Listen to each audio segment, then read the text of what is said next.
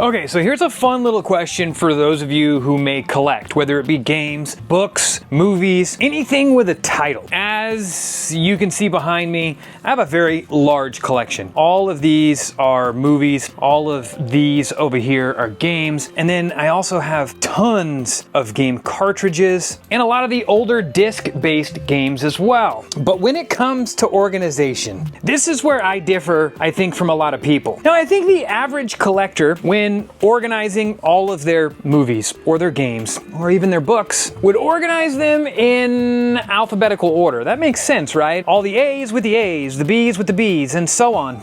Not me. No, you see, I have my own what I call Tofer order. And for almost everyone who's ever stepped foot in any of my game rooms over the years in my house, it's never made sense. But you know what? It makes sense to me. And I'm the one collecting.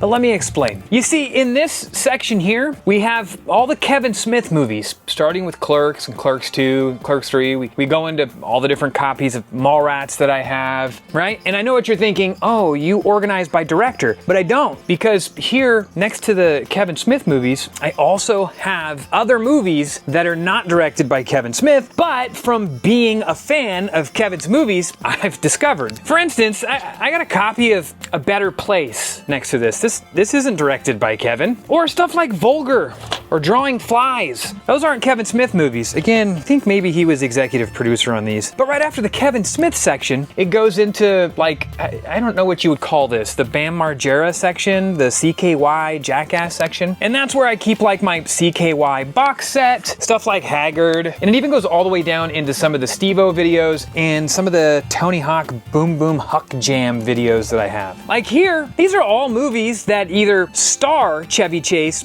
or just sort of remind me of Chevy Chase. See, I have all the vacation movies. I got Funny Farm, Three Amigos, Caddyshack, Fletch, and Fletch Lives. But that's also where Popeye lives. And that's Robin Williams.